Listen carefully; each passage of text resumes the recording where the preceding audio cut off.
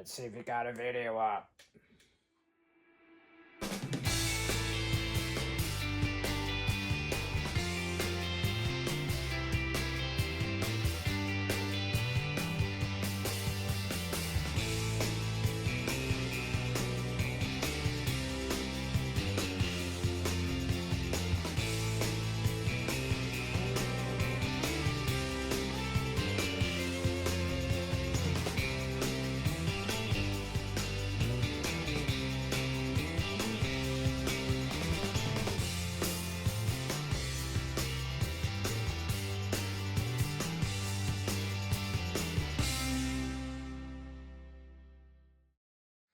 Well, hey YouTube, look what I have for you guys. This is a Crosman Model 1.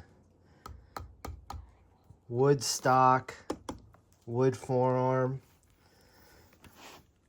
22 caliber. And from best I can tell, this was made in October of '81. October, November, and December, from what I read, they can use a letter. Or they'll use 2 digits, and that appears to be an O and then 81. So another thing in my research, the 81 and 82 had a tapered barrel, and then the 83 through 85 had more of a straight barrel. So this gun came in, I bought it earlier, I don't know, early November.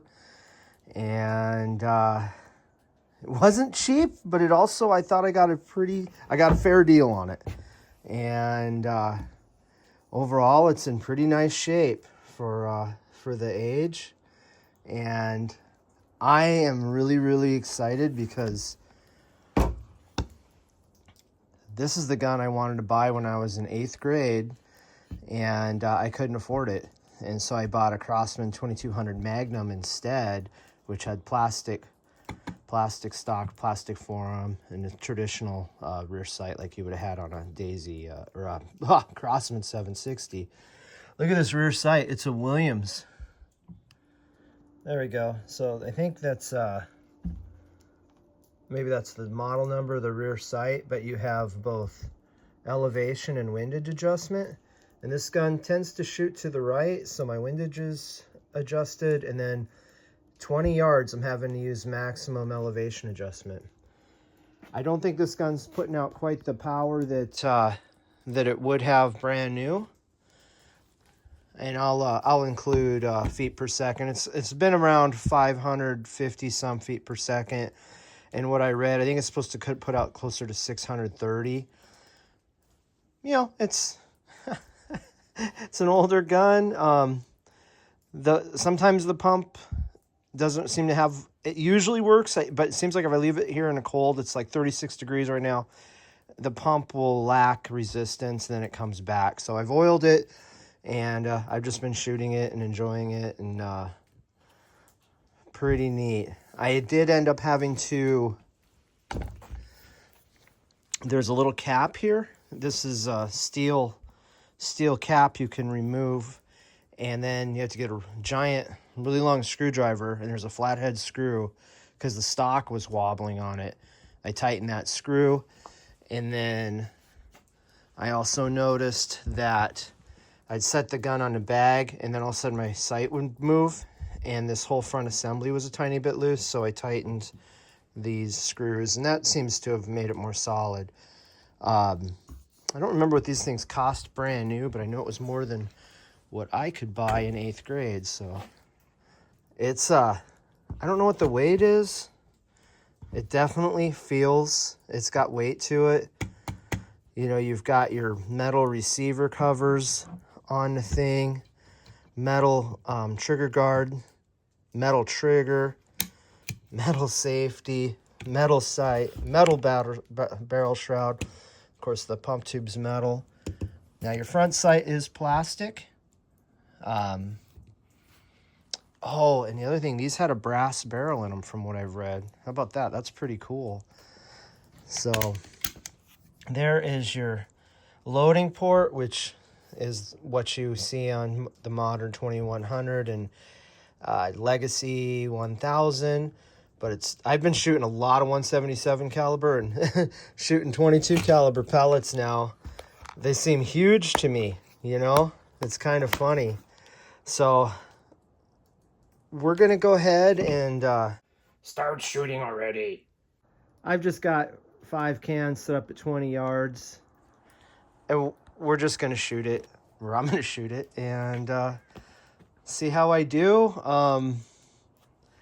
I'm not actually having a real lot of success shooting it offhand. I don't know why. I guess I'm just not used to it. But I started off using the Crosman, the Spanish-made, these hollow points, and I wasn't really doing so good with them.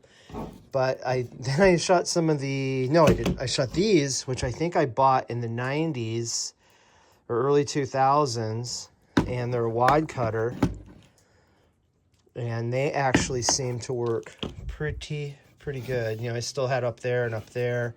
Like I say, I think my velocity isn't necessarily doing so hot, but I don't know. I didn't bring my change out here. I haven't shot for a while. It's been probably about a quarter. So anyhow, let's see how I do with some cans. All right, guys. Like I say, this is pretty neat for me because I wanted this gun. So we're gonna shoot some of these I guess considered vintage pellets now. And they seem to be working relatively good.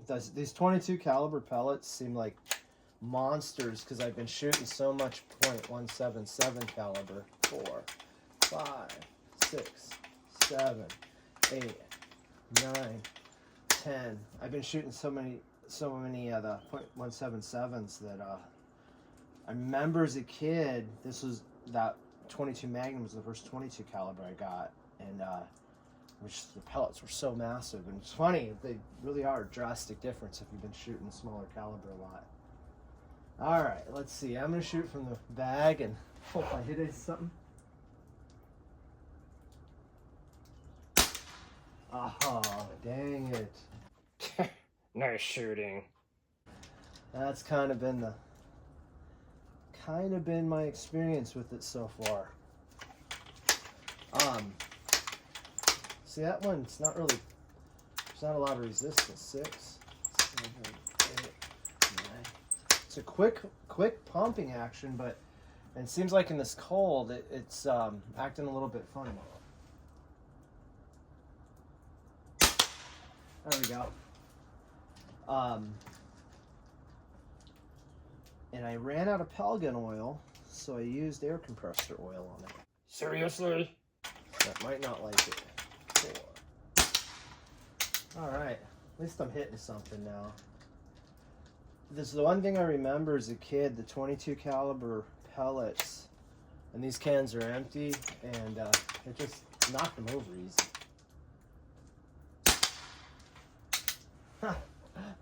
This is setting up for can bottom, and I don't know. I'll give it a try. It's kind of funny how this is working out. Yeah, this is. Oh, you know what I should have done? This gun holds air a little bit.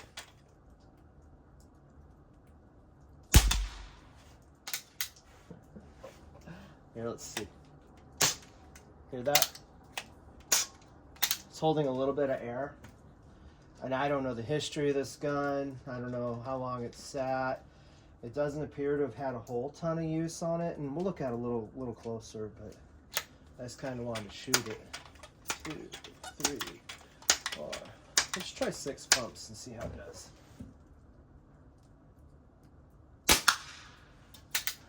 I hit that one just right. Yeah, I remember when because I went for my 2200 Magnum, which stopped, it started leaking. It wasn't still the same way today. I ended up buying at RWS Model 36. Is that 5 or 6 pumps? And took that out, you know, really powerful brake barrel, .177 caliber. And I shot cans and I didn't even move because it just went right through it. And I was really disappointed.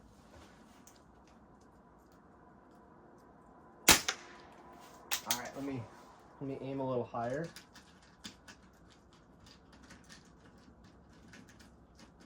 One thing I was kind of thinking about with this, because 20 yards, that's pretty much the closest I shoot anything anymore.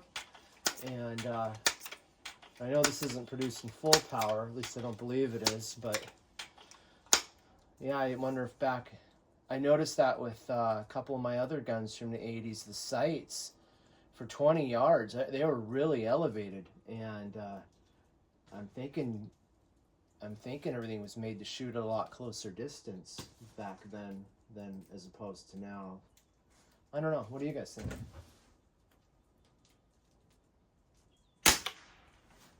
I don't know. I don't know that I can. This is neat, right? I do a lot of. I've had a lot of new guns lately that have been disappointments, and I'm like, oh, I look back in the day, everything was better. Kind of funny that this is hard to do for me with this. This should be super easy. There we go. That was a good hit. Here, let's make sure. Alright, got the air out of it. Yeah, I want to try 6 pumps again. 4. Yes. I don't know how many guys had this model. I doubt it was super popular back then because of the cost.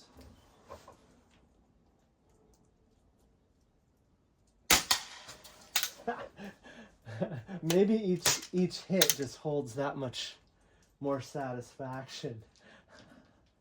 You don't take it for granted that you're going to hit stuff. Yeah, I don't have any regrets buying this thing, and taught myself enough about air guns that I'm sure I can reseal it, and when I ever get around to